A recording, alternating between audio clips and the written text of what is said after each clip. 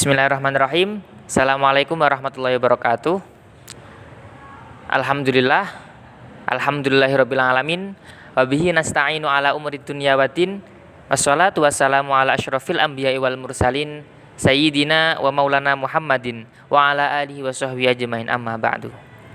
Di sini kami dari kelompok 9 akan menyelesaikan tugas diskusi pembuatan video dari matkul filsafat ilmu yang diampu oleh Bapak Imron Rosyidi.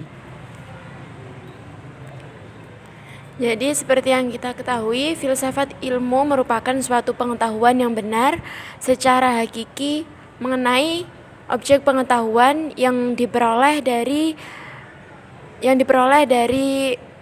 sudut pandang, metode atau sistem yang filosofis. Sistem yang filosofis tersebut dapat kita dapatkan melalui dua metode, yaitu metode ilmiah dan metode non-ilmiah. Dari kedua metode tersebut nantinya akan muncul dua aliran besar dalam ilmu filsafat, yaitu aliran rasionalisme dan aliran empirisme. Oleh karena itu, di sini kami dari kelompok 9 akan mencoba membahas mengenai pengertian dan perbedaan di antara metode ilmiah dan metode non-ilmiah, serta di antara aliran rasionalisme serta empirisme. Oke, sebelum kita masuk kepada diskusi kita, alangkah baiknya kita akan memperkenalkan diri anggota-anggota kelompok 9. Cekidot video selanjutnya.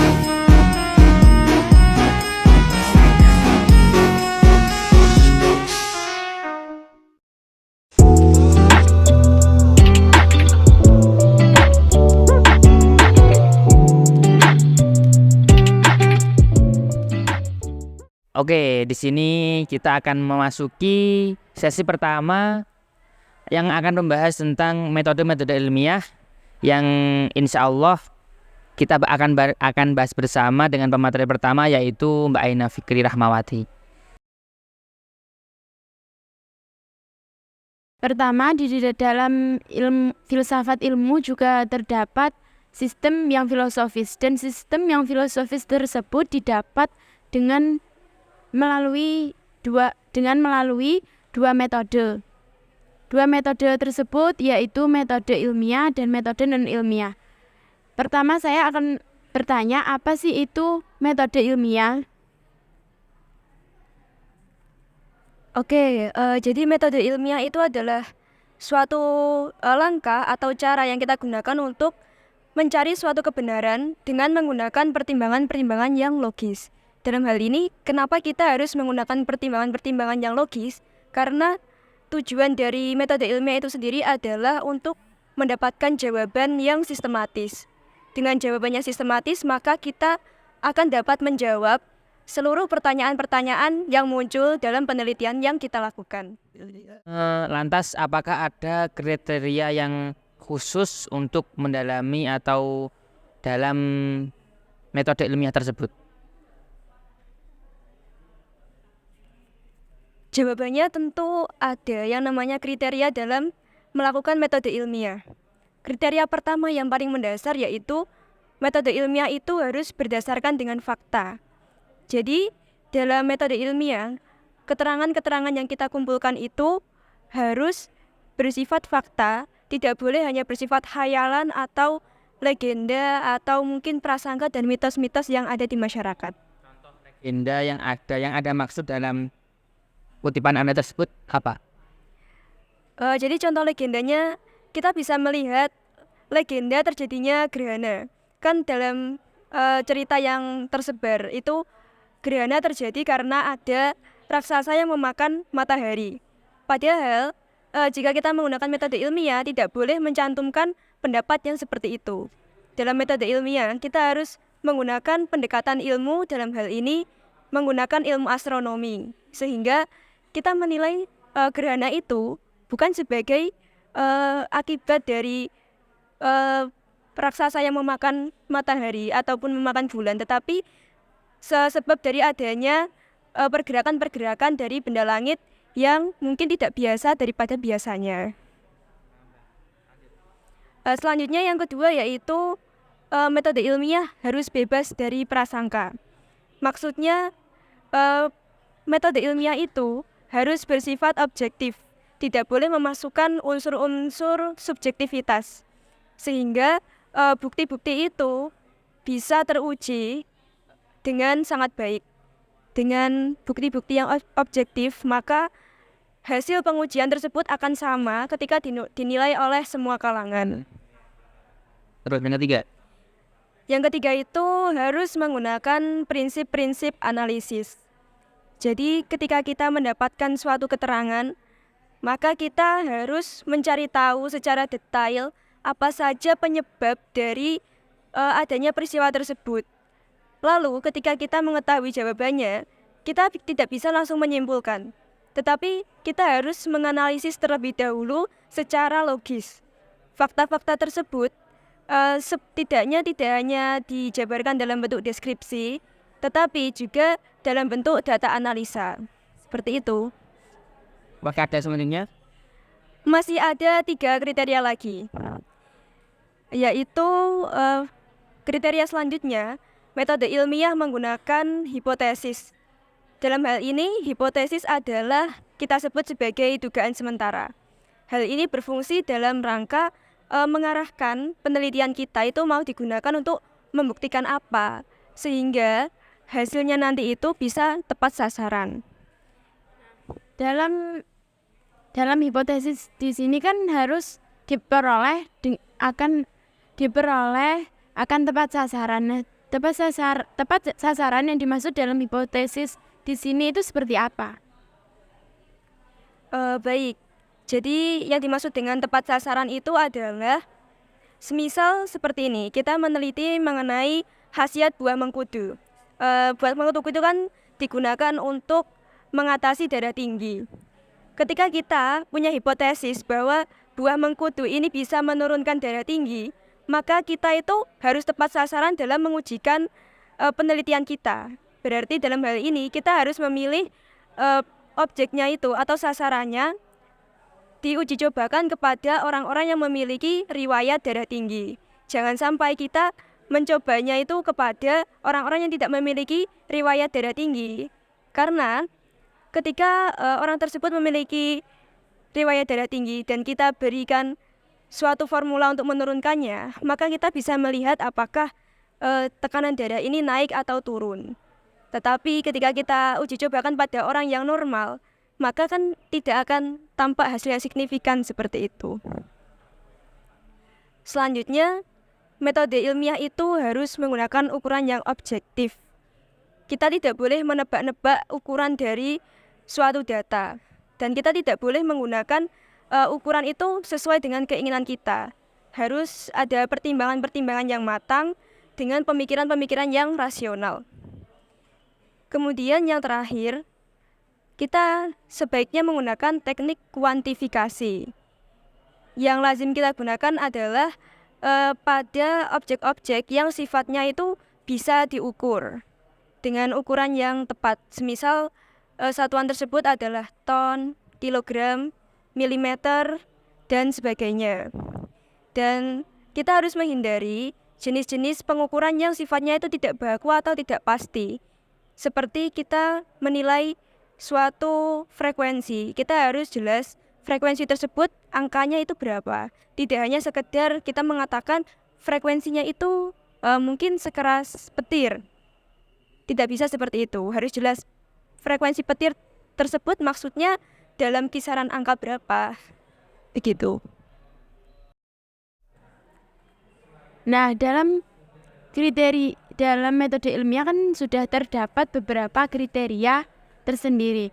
Nah, dalam mewujudkan metode ilmiah tersebut, apakah ada langkah-langkah tersendiri juga dalam mewujudkannya? Tentu ada yang namanya langkah-langkah yang mesti kita penuhi, dan kita bisa mengetahui langkah-langkah tersebut ada 15. Yang pertama, kita harus memilih topik terlebih dahulu. Setelah itu kita mengadakan survei lapangan. Baru setelah itu kita mengumpulkan referensi-referensi data atau mungkin kajian-kajian terdahulu yang ada hubungannya dengan penelitian yang akan kita lakukan. Setelah itu kita harus merumuskan beberapa permasalahan dan kita beda-bedakan permasalahan tersebut agar kita itu lebih mudah dalam mengelompokkannya. Kemudian kita menentukan data yang akan kita gunakan, apakah dari data-data yang terkumpul itu semuanya bisa digunakan atau hanya beberapa saja yang bisa kita gunakan. Kemudian langkah ke-8, kita harus menentukan ketersediaan data yang diperlukan dan ketersediaan sumber data. Apa yang dimaksud dengan data dan sumber data? Maksudnya di sini adalah ketersediaan data itu kita harus mencari tahu apakah ada data-data yang bisa mendukung dalam penelitian kita. Sedangkan kalau sumber data itu, apakah mungkin orang-orang yang akan kita mintai tolong dalam penelitian kita itu bersedia atau tidak dalam membantu penelitian kita. Langkah selanjutnya kita menguji permasalahan yang akan kita teliti, lalu kita mengumpulkan data dan keterangan yang kita perlukan. Baru setelah itu kita mengatur data secara sistematis untuk dianalisis dan membuat kesimpulan melalui analisa-analisa yang sudah kita peroleh. Dan langkah-langkah terakhir yaitu dengan mengatur data dalam publikasi, lalu menggunakan referensi berupa daftar pustaka ataupun footnote, dan yang paling akhir adalah kita menulis laporan penelitian yang kita lakukan. Kan tadi kita sudah membahas apa itu metode ilmiah. Sekarang kita juga ingin mengetahui apa sih itu metode non-ilmiah. Jadi yang dimaksud dengan metode non-ilmiah adalah suatu metode yang didasarkan pada pendapat orang lain atau anggapan dari orang lain yang kita anggap benar. Tetapi di sini kebenarannya itu tidak selalu bisa dibuktikan kebenarannya. Kenapa seperti itu? Karena perumusan masalah dalam penelitian non-ilmiah ini itu sifatnya abstrak. Jadi bisa meneliti yang namanya hal-hal yang bersifat supranatural. Sehingga dalam masalah yang berkaitan dengan metode non-ilmiah ini tuh tidak selalu dilakukan secara empiris. Jawabannya pun tidak selalu didasarkan pada suatu proses penelitian atau pengamatan secara langsung di lapangan. Oke, tadi Anda menyebutkan bahwa sifat atau masalah yang disebabkan dalam metode ilmiah adalah bersifat supranatural. Tolong sebutkan contoh dan maksud yang Anda maksudkan tentang kata-kata supranatural tersebut. Supranatural di sini kan kita bisa mengartikannya sebagai sesuatu yang tidak terlihat, atau bahasa mudahnya kita mengatakan supranatural itu adalah hal yang gaib. Contohnya, kita semisal ingin melakukan penelitian terhadap suatu tahayul yang ada di masyarakat. Semisal di suatu daerah itu ada anggapan bahwa akan ada makhluk gaib yang muncul pada jam-jam tertentu. Lalu kita melakukan penelitian terhadap hal tersebut. Kan untuk membuktikan keberadaan dari sesuatu yang tidak terlihat, kita kan tidak bisa melakukan yang namanya metode ilmiah kan. Kita mungkin akan mencari jawaban dengan mencari pendapat-pendapat dari orang-orang yang sudah ada di daerah itu, atau mungkin kita juga melakukan pendekatan melalui sisi-sisi yang bersifat mistik juga. Jadi di sini itu permasalahan yang bersifat supranatural itu sifatnya lebih sulit untuk dipecahkan. Tidak seperti ketika kita menggunakan metode ilmiah, itu kan objeknya harus jelas, objeknya harus terlihat karena dalam prinsipnya harus ada satuan yang digunakan. Sedangkan dalam metode non-ilmiah ini, kita tidak bisa menggunakan satuan tertentu karena ya memang objeknya ini tidak bisa kita amati secara langsung. Kan tadi dalam metode non-ilmiah juga dikatakan bahwa tidak selalu diukur secara empiris. Berarti apakah ada hubungannya antara metode non-ilmiah dan aliran empiris ini? bisa dibilang ada hubungan di antara keduanya. Kan keduanya itu sama-sama tidak didasarkan pada proses pengamatan yang sifatnya itu langsung. Kayak kita bisa mendasarkan jawaban kita itu dari pendapat-pendapat atau dari anggapan-anggapan orang yang sudah ada sebelumnya yang diyakini oleh banyak orang sebagai suatu kebenaran. Kan seperti di awal kita sudah membahas tentang apa itu pengertian metode ilmiah dan apa itu metode non-ilmiah. Sekarang saya ingin bertanya, di mana letak perbedaan antara dua metode tersebut, antara metode non-ilmiah dan metode non-ilmiah? Jadi perbedaannya itu terletak pada rumusan masalahnya. Ketika kita menggunakan metode ilmiah, maka rumusan masalah yang digunakan itu variabelnya itu sangat jelas. Sedangkan pada metode non-ilmiah, variabelnya itu sifatnya masih abstrak atau masih belum jelas.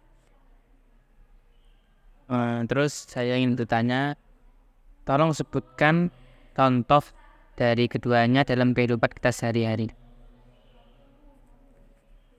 Contohnya bisa kita lihat, semisal kita mau melakukan penelitian terkait dengan pemahaman masyarakat Indonesia terhadap mental health.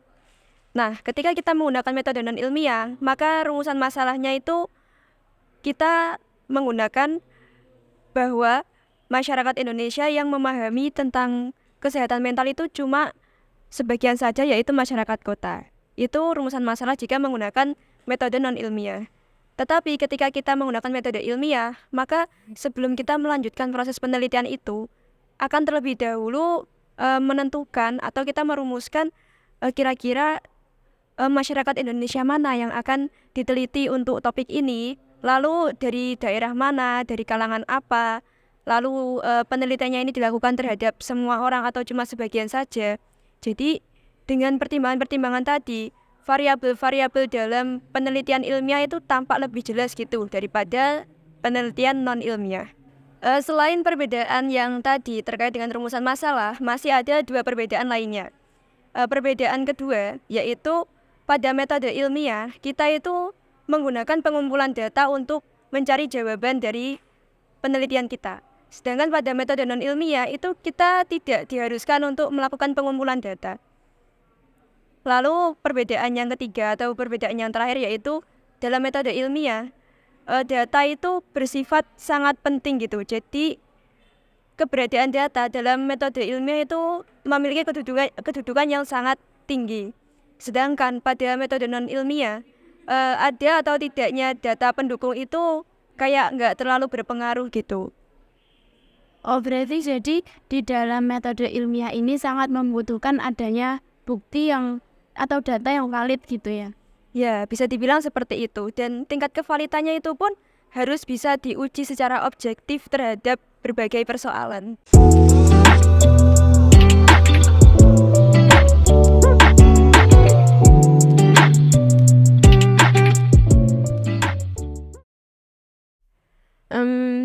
Dalam filsafat ilmu juga terdapat dua aliran, yaitu aliran rasionalisme dan empirisme. Dan pada sesi kedua ini, kita akan membahas apa itu aliran rasionalisme yang akan disampaikan oleh pemateri kedua kita, yaitu Saudara Maula Muhammad. Di sini saya akan mencoba menjelaskan apa itu aliran rasionalisme. Aliran rasionalisme mengajarkan bahwa melalui akal manusia dapat menciptakan atau menemukan sebuah kebenaran yang hakiki. Tokoh aliran ini termasuk yang paling terkenal adalah René Descartes yang hidup pada tahun 1596 sampai dan wafat pada tahun 1650. Aliran ini sangat menegaskan atau menjunjung tinggi bahwa sebuah akal manusia jika digunakan dengan baik, maka itu akan mendapatkan sebuah kebenaran yang hakiki. Jika aliran rasionalisme ini sangat mengunggulkan akal, apakah dalam aliran ini juga tidak menggunakan pengalaman indrawi sama sekali? Oke, pertanyaan yang bagus. Di sini aliran rasionalisme ini memang sangat menegaskan atau memprioritaskan akal sebagai dasaran dari pemikirannya. Namun aliran ini juga tidak mengingkari bahwa kebenaran pengalaman indrawi juga digunakan. Pengalaman indrawi menurut pengetahuan ini sangat tidak jelas dan kacau. Maka dari itu, aliran rasionalisme menggunakan pengetahuan indrawinya dan menjadikan akal sebagai penerus atau pemikir selanjutnya ketika kita sudah mengalami sesuatu dan menjadikan akal kita menjadi sebuah dasaran yang selanjutnya. Akal mengatur bahan-bahan tersebut menjadikan dan bisa menjadikan manusia menemukan sebuah kebenaran yang hakiki. Tadi kita sudah mengetahui pengertian aliran rasionalisme. Sekarang saya akan sedikit menjelaskan tentang sejarah berdirinya aliran rasionalisme. Aliran rasionalisme berdiri pada abad pertengahan abad 17 dan berakhir pada abad 18. Aliran ini pada zaman itu memusatkan ilmu pengetahuan dan penggunaan eksklusif dari akal budi manusia. Aliran ini pada zaman itu menjadikan ilmu pengetahuan dan akal budi manusia menjadi sebuah dasaran untuk menemukan sebuah kebenaran yang hakiki. Lalu, apa dampak dari aliran rasionalisme ini yang terjadi di abad 17 hingga akhir abad 18? Aliran rasionalisme ini menjadikan ilmu pengetahuan dan akal manusia menjadi sebuah dasar dan menjadikan perkembangan yang sangat pesat. Maka tidak heran pada abad-abad selanjutnya banyak orang-orang yang terbelajar yang semakin yakin kepada akal budi manusia dan ilmu pengetahuan dan digunakan sebagai alat untuk menemukan sebuah arti kebenaran tentang hidup dan dunia. Rasionalisme pada abad selanjutnya memiliki sebuah perkembangan yang sangat pesat dan mengharukan karena orang-orang yang terbelajar pada zaman ini sangat percaya pada akal budi manusia sebagai sumber mereka menemukan sebuah kebenaran yang hakiki. Terbukti pada pertengahan abad ke-17, abad kedua pertengahan 17 dan pada abad terakhir 18, terlebih lagi dengan pandangan baru tentang pemikiran Isaac Newton pada saat itu pada tahun 1643 dan 1727. Berdasarkan kekuatan keyakinan akal budi, lambat laun manusia pada saat itu berpandangan berbeda dari zaman sebelumnya dan lebih berkembang lagi, dan ketika itu pula mereka mampu meningkatkan pemikiran yang sangat luas dan terang bagi manusia dan masyarakat modern pada saat itu. Berarti bisa dikatakan bahwa dengan adanya aliran rasionalisme ini memberikan kemerdekaan berpikir bagi masyarakat pada abad-abad tersebut. Bisa dikatakan seperti itu. Dalam aliran rasionalisme ini kita mengenal 3 tokoh yang sangat terkenal, yaitu pertama ada René Descartes, kedua ada Spinoza, dan ketiga ada Leibniz. Tokoh pertama yaitu René Descartes. René Descartes terlahir di dunia pada tanggal 31 Maret 1596 di Perancis dan beliau meninggal di Swedia pada tanggal 11 Februari 1650. Dia merupakan seorang filsafat dalam ahli bidang matematika dan dia juga merupakan seorang filsafat yang dipengaruhi oleh fisika dan astronomi. Selain itu, dia juga merupakan seorang tokoh filsafat yang dipengaruhi oleh filsafat skolastik, namun ia tidak menerima dasar-dasar dari beliau. Hal ini merupakan terobosan yang dipikirkan oleh René Descartes yang merupakan sebuah confidence yang dihasilkan oleh ilmu pengetahuan. Visi-visi beliau sangat ampuh pada zaman itu, yaitu menumbuhkan sebuah keyakinan yang kuat tentang kepastian pengetahuan ilmiah dan tugas setiap manusia dalam hidupnya adalah dapat membedakan mana kebaikan dan mana kebenaran, mana kebaikan dan mana kesalahan.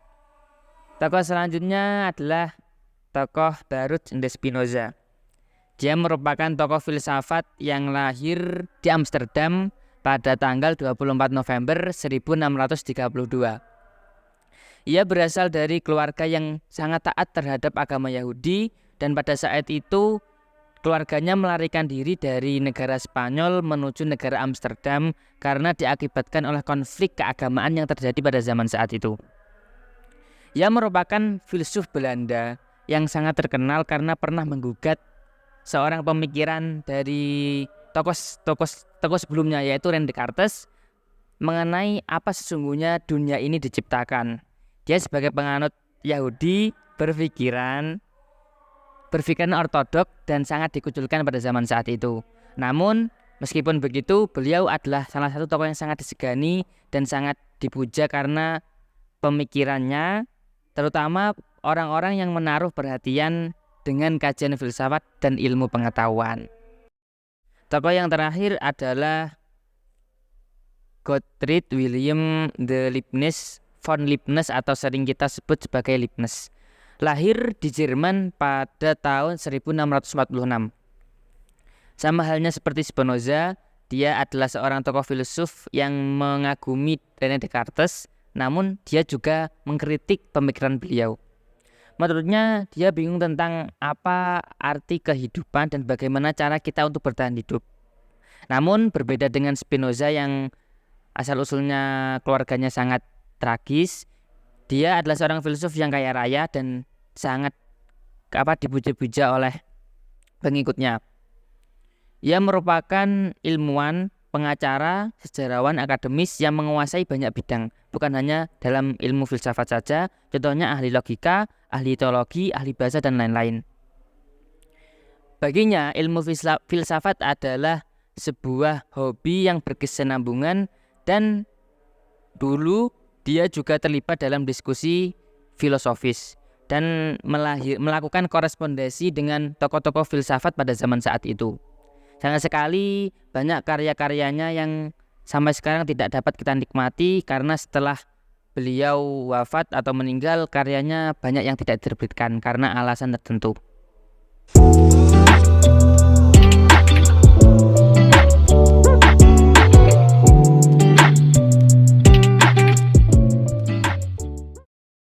Oke, sekarang kita memasuki sesi yang terakhir, yaitu sesi ketiga yang coba kita bahas tentang materi aliran empirisme yang akan dibahas oleh Mbak Salwatul Ais. Nah, saya di sini akan menerangkan apa itu aliran empirisme. Empirisme adalah suatu aliran yang menyatakan bahwa semua pengetahuan itu berasal dari pengalaman indera manusia. Secara epistemologi, empirisme ini berasal dari bahasa Yunani, yaitu dari kata emperia, yang bermaksud atau berarti pengalaman.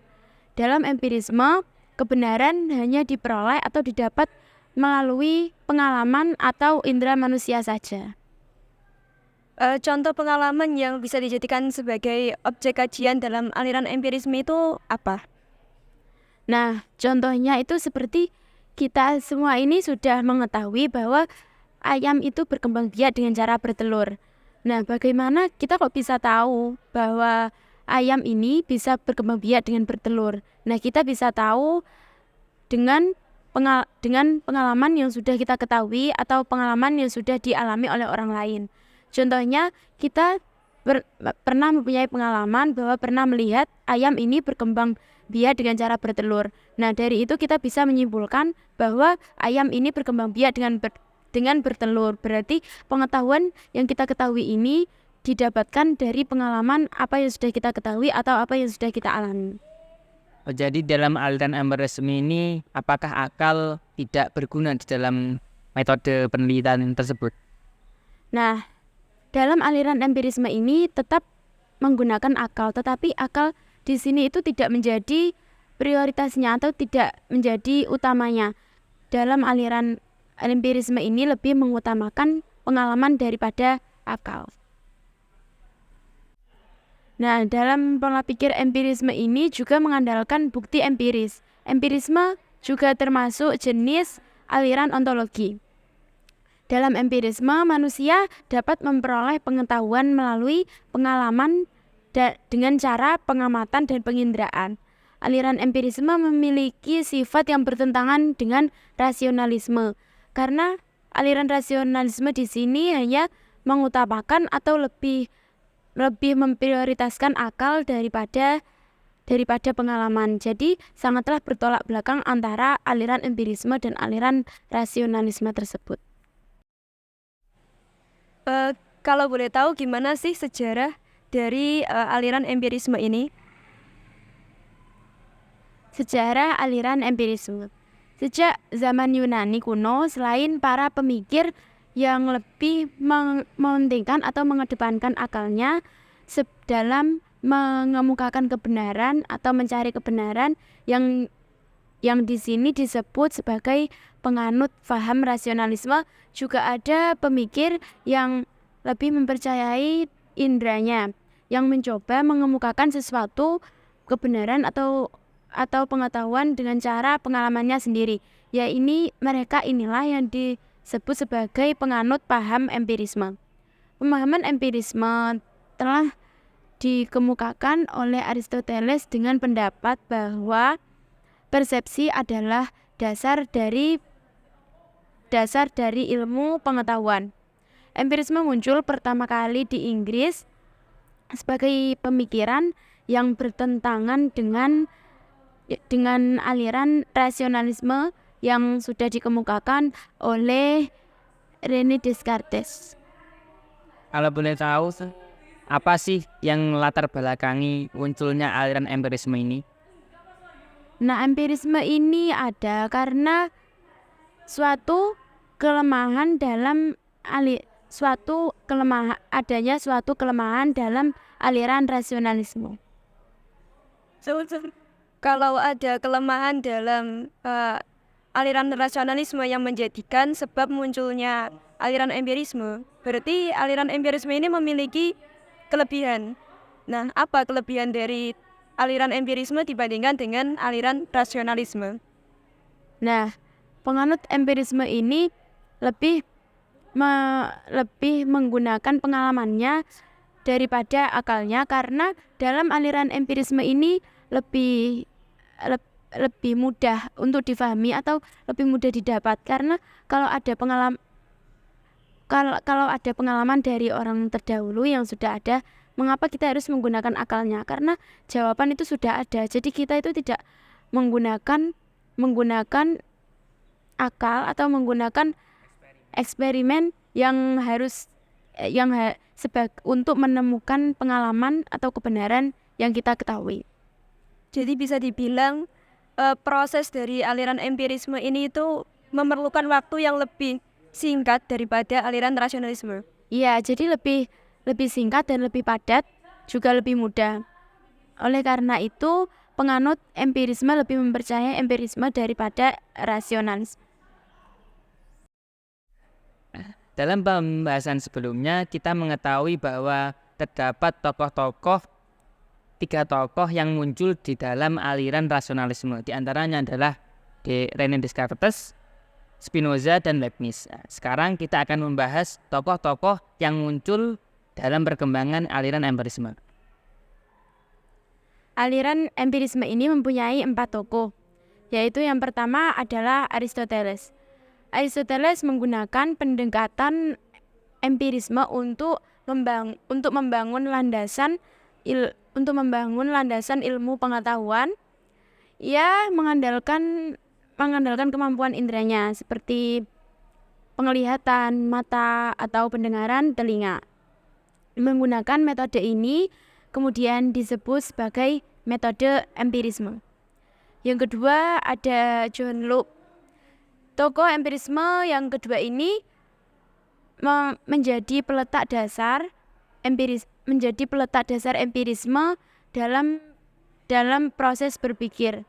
Pada tahun 1669, John Locke telah menulis sebuah buku yang berjudul Essay Concerning Human Understanding, yang memiliki premis utama berupa pernyataan bahwa semua pengetahuan diperoleh dari pengalaman. Tokoh selanjutnya yaitu ada Thomas Hobbes. Thomas Hobbes berpendapat bahwa pengenalan terdapat sesuatu selalu diawali dengan pengalaman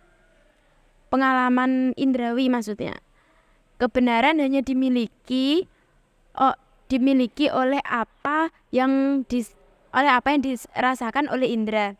Ia percaya bahwa pengenalan mental adalah hasil penambahan data sensorik yang sama tetapi dengan cara yang berbeda.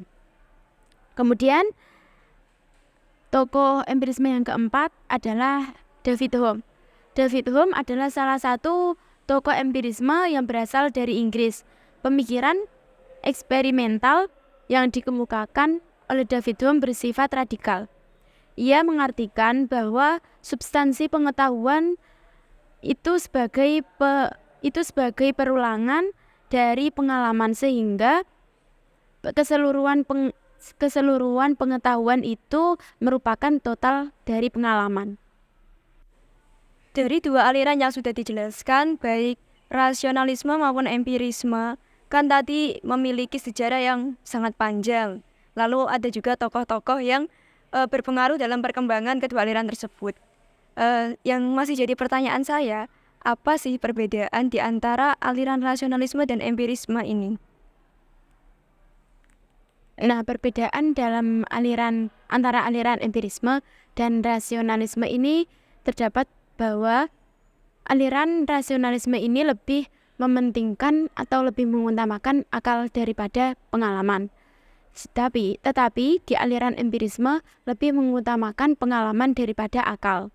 Jadi dalam rasionalisme ini membutuhkan sebuah penelitian, tetapi dalam aliran empirisme tidak membutuhkan penelitian. Karena di dalam aliran empirisme ini sudah menganut pengalaman orang-orang terdahulu. Jadi kita sudah menganut atau mengikuti pengalaman atau pendapat orang-orang terdahulu atau pengalaman orang terdahulu. Jadi tidak usah membutuhkan eksperimen atau lainnya.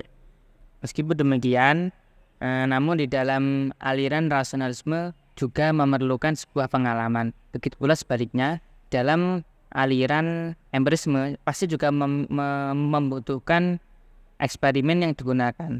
Cuman dalam dua aliran ini terdapat sebuah perbedaan prioritas antara eksperimen dan pengalaman yang masing-masing memiliki sebuah keunggulan dan memiliki sebuah alasan tersendiri.